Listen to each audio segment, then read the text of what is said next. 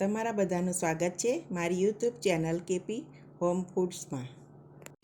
આજે આપણે બનાવીશું મસ્ત સૂકી ભાજી બટેટાની અને રાજગરા અને બટેટાના પરોઠા બનાવીશું। બહુ સરસ એવા ટેસ્ટી બને છે। ઉપવાસ કોઈ પણ ઉપવાસ હોય તો ખાઈ શકાય એવા। તો હું કેવી રીતે બનાવું છું તે તમને હું બતાવું। તો ચાલો શરૂ કરીએ। અહીંયા આપણે રાજગરાની ભાખરી બનાવવા માટે એક બાઉલ લઈ લીધું છે।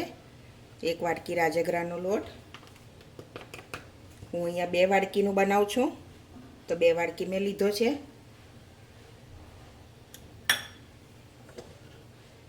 અડધી ચમચી જીરું, સ્વાદ પ્રમાણે મીઠું, 1 ચમચી ચીલી ફ્લેક્સ લીધા છે, આદુ મરચાંની પેસ્ટ, તીખાશ તમારે જે પ્રમાણ જોઈએ એ પ્રમાણ લઈ લેવાની। હું અહીંયા 2 ટેબલસ્પૂન જેટલી લઉં છું।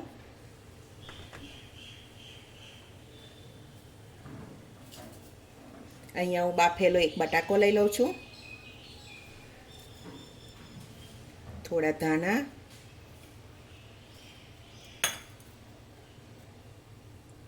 બરાબર મિક્સ કરી લઈશું। મોવન તમારે લેવું હોય તો લેવાનું, હું અહીંયા નથી લેતી, બટાકોને છે એટલે આવી જશે। બરાબર મિક્સ કરી લેવાનું।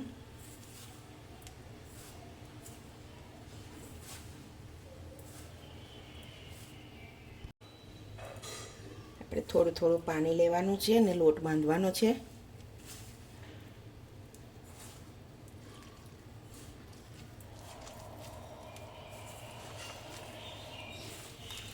બહુ ઢીલો નહીં બાંધવાનો અને બહુ કઠણ નહીં, કેમ કે રાજગરાનો લોટ ચીકણો હોય છે।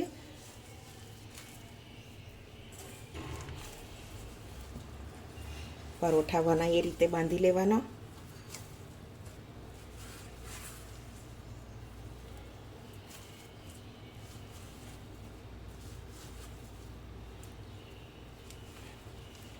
તો મારે અહીંયા થોડા પાણીની જરૂર પડી છે। 1/4 જેટલું પાણી લીધું છે। સરસ બંધાઈ ગયો છે। આપણે થોડું એવું હાથમાં તેલ લઈ અને સ્મૂથ કરી લઈશું।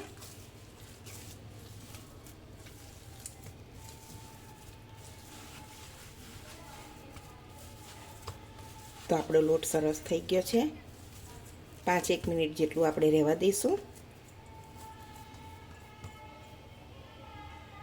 તો આપણે લોટ સરસ થઈ ગયો છે। હવે આપણે થોડો હાથમાં લુઓ લઈ લઈશું।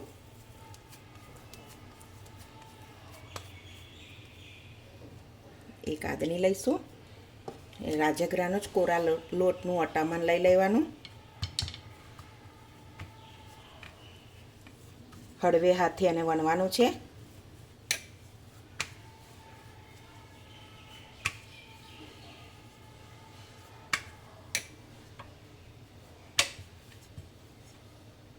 તો આપણે સરસ વણી લીધું છે પરોઠું। તો આપણે એક લોઢી લઈ લીધી છે, થોડું તેલ છાંટી દઈશું, પરોઠો મૂકી દઈએ।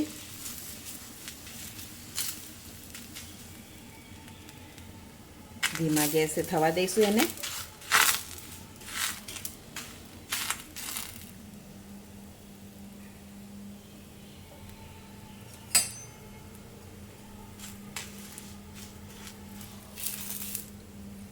ફેરવી લઈશું।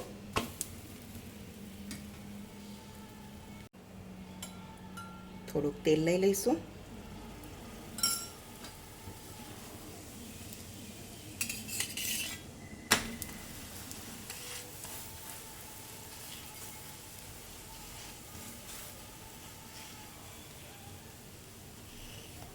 સરસ બ્રાઉન કલર થાય ત્યાં સુધી શેકી લેવાનું।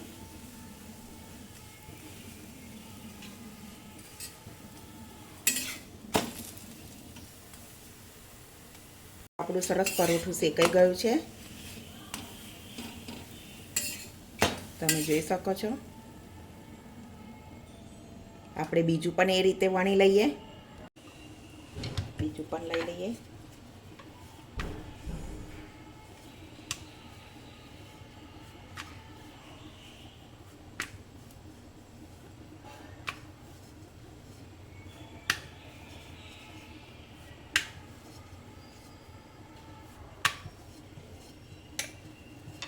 બીજું પણ આપણું થઈ ગયું છે, એ રીતે શેકી લઈશું.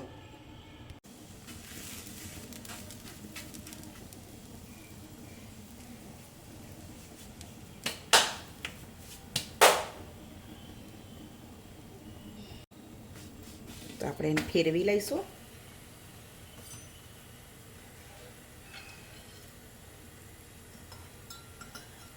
ટેબલ સ્પૂન જેટલી આપણે તેલ લઈ લઈશું. એમાંય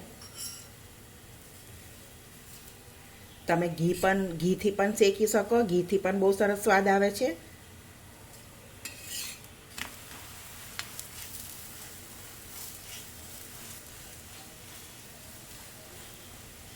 એને પણ આપણે બ્રાઉન કલરનું થાય ત્યાં સુધી શેકી લઈશું.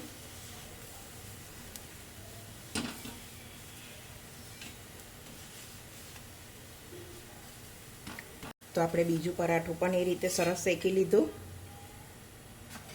આપણે બધા એ રીતે શેકી લઈશું સરસ.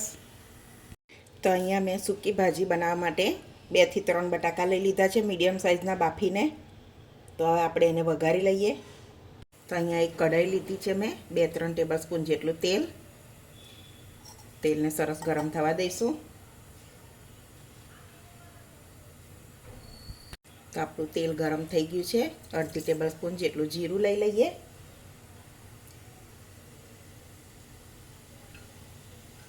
સિંગદાણા લીધા છે 2 ટેબલ સ્પૂન જેટલા. લીલા મરચાં 2 નંગ. 4 થી 5 કાજુના ટુકડા. કાજુને કિસમિસ તમારે ઓપ્શન છે, તમારે ના ઉમેરવા હોય તો નહીં ઉમેરવાના. દ્રાક્ષ, મીઠા લીમડાના પાન. બરાબર મિક્સ કરી લઈશું.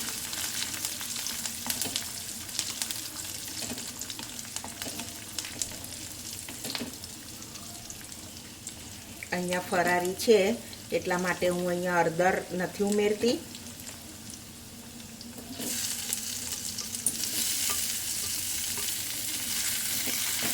મિક્સ કરી લેવાનું બરોબર.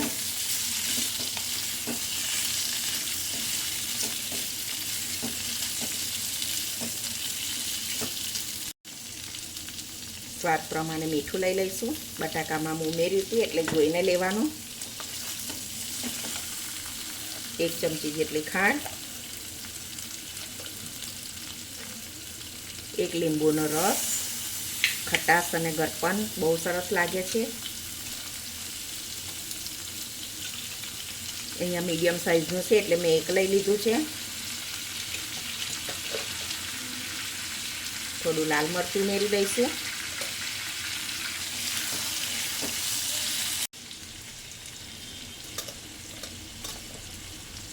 એક ચમચી જેટલું ધાણા જીરું. થોડા ધાણા. બરાબર મિક્સ કરી લઈશું.